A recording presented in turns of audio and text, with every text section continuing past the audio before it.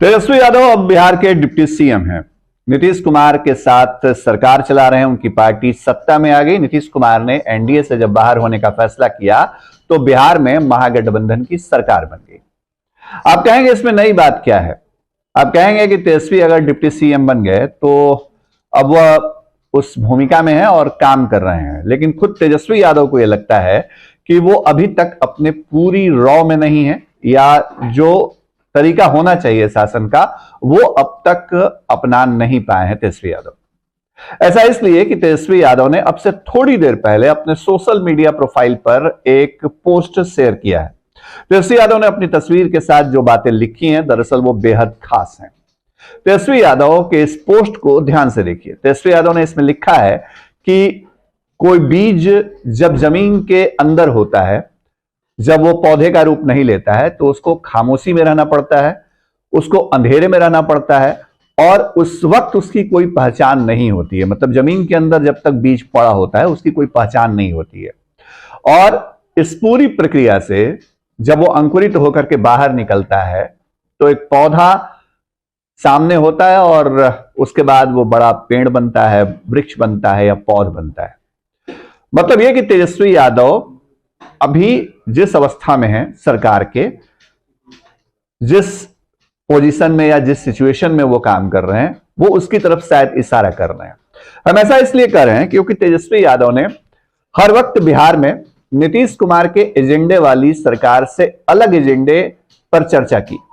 तेजस्वी यादव ने रोजगार के मसले पर चर्चा की, नौकरियां देने को लेकर के चर्चा की। हालांकि ये एजेंडा मौजूदा सरकार में वो लागू भी करवा रहे हैं। नीतीश कुमार के शासन में एक बड़ा बदलाव ये दिखा तेजस्वी यादव के सामने आने के बाद कि भले ही नियुक्तियां कभी की भी हों, लेकिन रोजगार पर चर्चा हो रही है, रोजगार को प्राथमिक एजेंडे में रखा जा रहा है।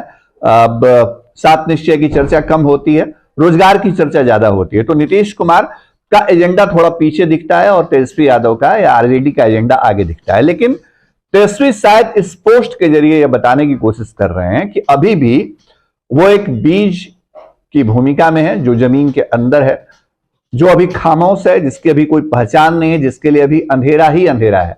और जब वो अंकुरित हो जाएगा तो वो बाहर निकलेगा और तब उसकी पहचान होगी। मतलब तेजस्वी यादव इस अंकुरन काल से गुजर रहे हैं और अंकुरित होने के बाद वो बाहर निकलने को तैयार है, और तब उनकी आइडेंटिटी स्टेब्लिश होगी। वो अपनी पहचान बिहार में, बिहार की राजनीति में या सरकार के तौर पे बना पाएंगे।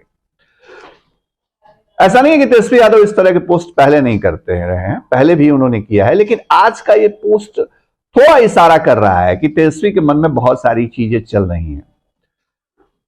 आरजेडी के अंदर यह सवाल भी उठता रहा है कि तेजस्वी यादव जो हैं वो आरजेडी का एजेंडा पूरी तरीके से सरकार में कब लागू करा पाएंगे। सुधाकर सिंह, जगदानंद सिंह जैसे नेताओं का अगर नाम लें तो इन लोगों के एजेंडे में भी यही चीजें थी कि सरकार में आने के बाद हमको अपना घोषणा पत्र, मतलब आरजेडी का जो घोषणा पत्र है ना, उसको हमको अमल में लाना चाहिए। नीतीश कुमार के साथ जाने के बाद तेजस्वी यादव के सामने दोहरी चुनौती है। एक चुनौती ये कि वो नीतीश कुमार के साथ कैसे एडजस्ट करके सरकार चलाएं। नीतीश भी गवर्नेंस के मॉडल में बहुत ज्यादा छेड़छाड़ या बहुत ज्यादा दखलंदाजी को बर्दाश्त नहीं करते। तेजस्वी का अनुभव रहा है 2015 से 17 तक के बीच का। और साथ ही साथ ये भी प्रेशर है कि आप नीतीश कुमार के साथ गए हैं तो नीतीश कुमार के खिलाफ जो बातें पिछले 15, 16, 17 सालों में बिहार में हुई हैं, उन बातों से इतर आप अपनी आइडेंटिटी, मतलब आरजेडी की आइडेंटिटी को और तेजस्वी यादव खुद अपनी पहचान को कैसे एस्टेब्लिश कर पाते हैं। तेजस्वी ये मैसेज भी देना चाहते हैं शायद अपने इस पोस्ट के जरिए कि फिलहाल वो खामोश है, फिलहाल वो अंडरग्राउंड है, मतलब वो बीज की अवस्था में है।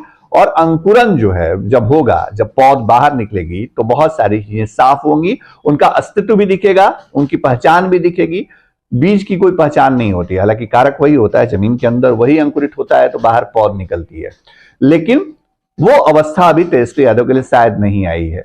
यह मैसेज पार्टी के लोगों के लिए हो सकता है, यह मैसेज अपने समर्थकों के लिए हो सकता है, और साथ ही साथ तेजस्वी बताने की कोशिश कर रहे हैं कि अभी हड़बड़ाइए मत, अभी थोड़ा वक्त दीजिए, हम और बेहतर करेंगे, अपने एजेंडे को और लागू करेंगे।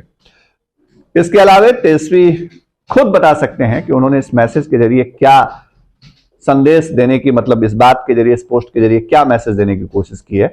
लेकिन फिलहाल इस 2 लाइन के पोस्ट के जरिए हम जितनी राजनीति समझ पाए तेजस्वी यादव की वो आपके सामने रख रहे थे।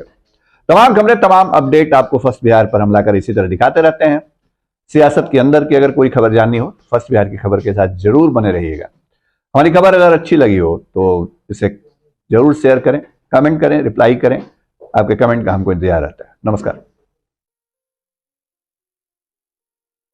ये लो मुंह मीठा करो, आज मैंने अपना जॉब छोड़ दिया, अब हम पूर्णिया वापस जाएंगे। जॉब छोड़ दिया है? मतलब ये घर कैसे चलेगा? हम करेंगे क्या? और माँ बाबूजी क्या बोलेंगे? इसलिए मैं एक और मिठाई का डब्बा लाया। अपने बिजनेस के लिए लोन अप्रूव हो गया। अरे लोन अप्रूव हो गया वो तो ठीक है, लेकिन पूर्णिया में हम रहेंगे कहाँ? अपना घर भी तो नहीं है वहां। इसलिए तो एक और मिठाई का डब्बा अलग से लाया हूं। हमने पूर्णिया में घर ले लिया है, पूर्णिया के ई होम्स पैनोरमा में। पूर्णिया में पैनोरमा ग्रुप लेकर आए हैं ई होम्स पैनोरमा। बड़ा घर, आलीशान जिंदगी और अत्याधुनिक सुविधाओं के संग। अरे अब क्यों मुंह मीठा करवा रही हो? क्योंकि हम घर वापसी जो कर रहे हैं।